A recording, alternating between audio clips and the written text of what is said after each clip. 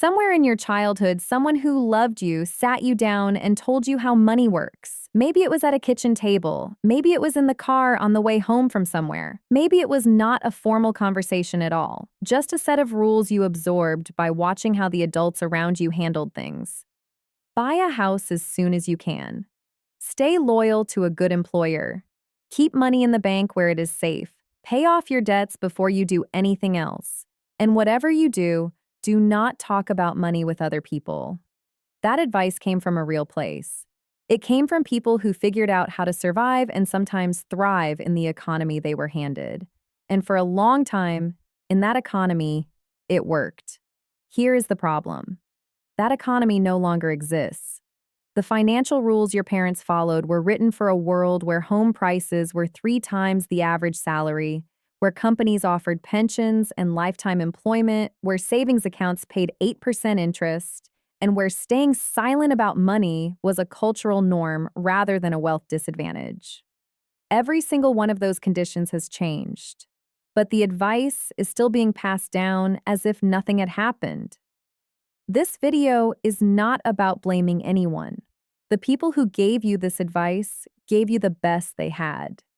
But the best they had was built in 1985. And you are trying to build wealth in 2026.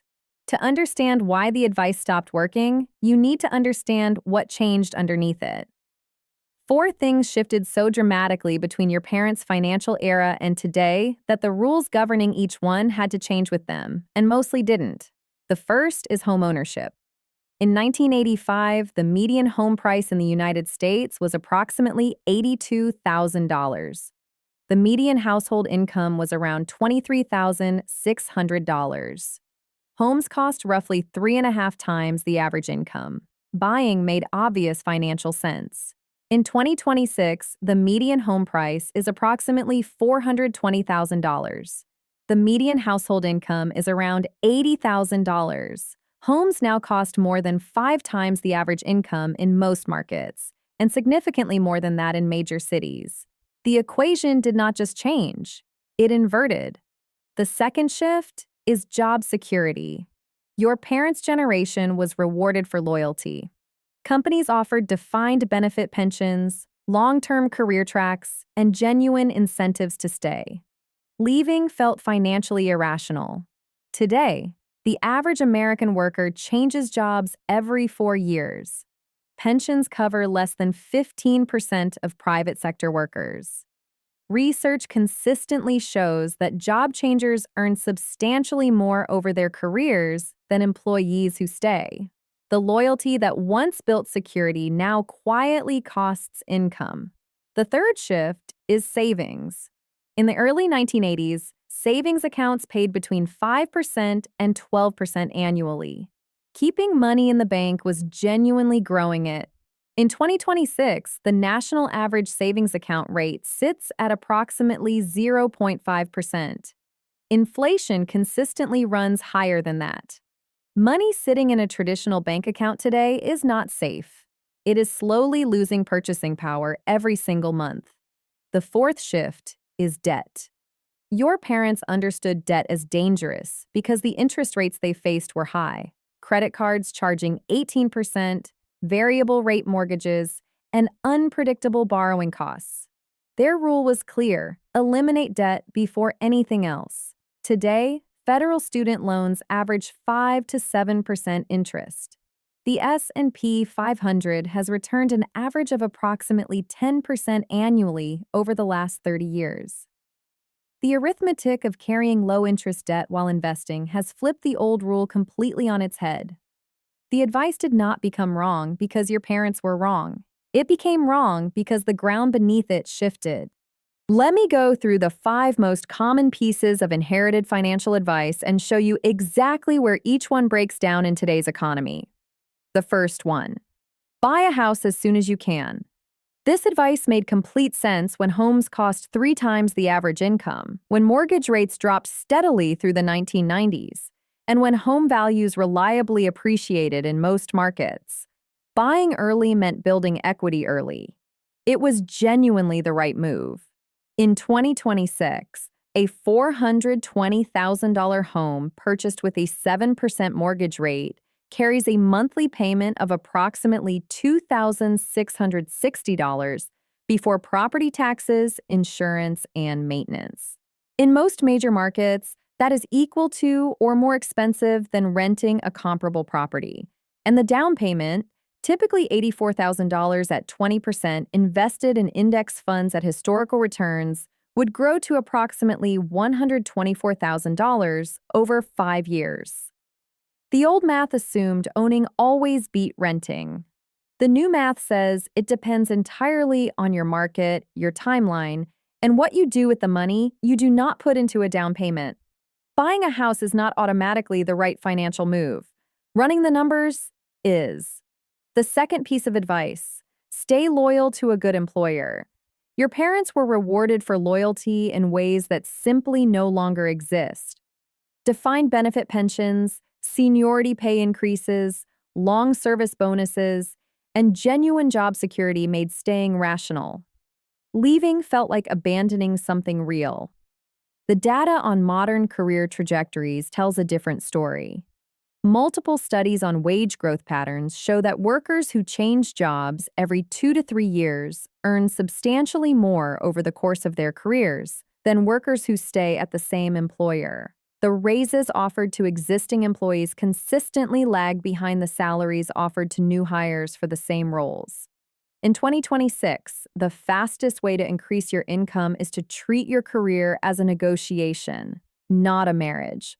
Loyalty to one employer is not a virtue in the modern labor market. It is a financial strategy that quietly underperforms.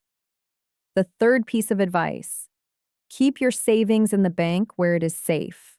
When savings accounts paid 8% interest, this advice was not just safe, it was smart. Your money was genuinely working for you inside a bank account.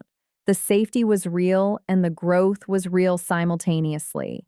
In 2026, the average traditional savings account pays 0.5% annually. The average inflation rate over the past 5 years has run above 4%. That means money sitting in a standard bank account loses approximately 3.5% of its purchasing power every year. The money is technically safe, but it is shrinking in real terms every single month. The advice to keep money in the bank assumed the bank was growing it. Today, the bank is quietly eroding it. The fourth piece of advice: pay off all your debt before you start investing. This rule was written for a world where debt was genuinely dangerous, where interest rates were high, unpredictable, and capable of compounding against you faster than any investment could compound for you. In that environment, eliminating debt first was the mathematically correct answer. In today's environment, the math has inverted for many types of debt. Federal student loan interest rates average 5 to 7%. The historical average annual return of a diversified index fund portfolio is approximately 10%. Someone carrying $30,000 in student loans at 6% interest, who invests $500 per month instead of making extra loan payments, will, over 10 years, accumulate a portfolio worth roughly $86,000, while their loan balance has grown modestly. Someone who paid off the loan first and then started investing has $0 in investments and a paid-off loan. After 10 years, the investor is ahead by tens of thousands of dollars. The rule that protected your parents from high-interest debt is costing you investment compounding when applied to low-interest debt in 2026. The fifth piece of advice: do not talk about money. This one has no mathematical argument behind it.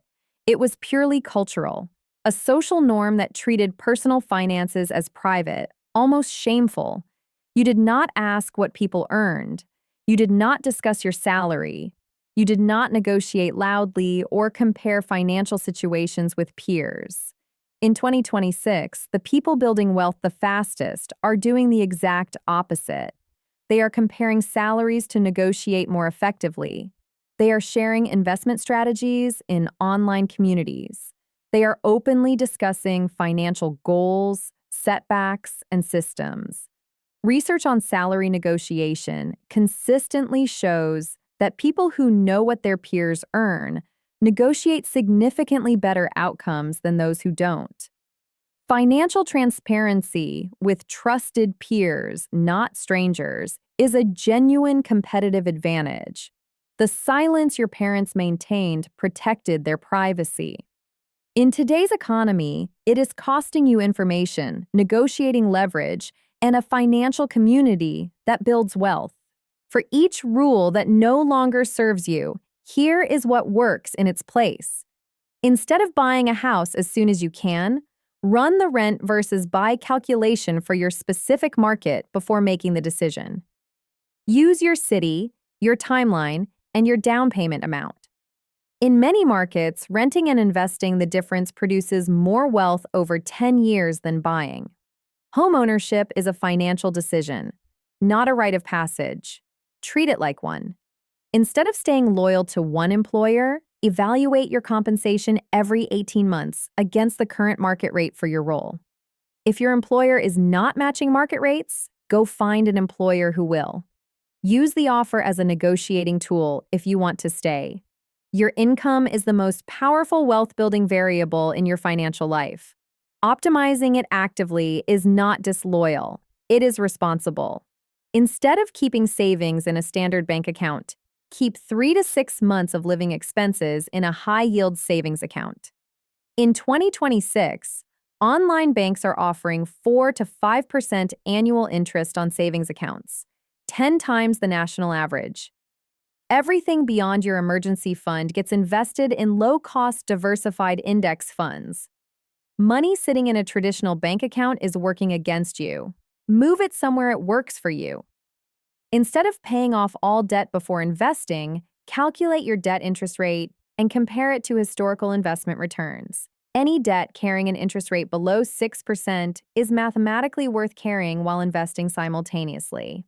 Pay your minimums. Invest the rest. Let compound interest work for you while you manage the debt responsibly. High-interest debt above 8 or 9% is the exception.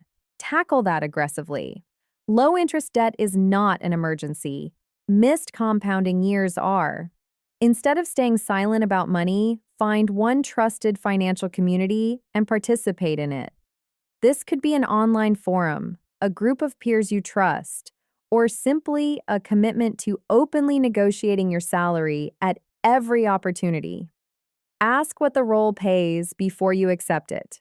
Research what your colleagues earn, where possible. Share what is working in your own financial life. Information is a financial asset in 2026. Silence is its absence. Go back to that kitchen table.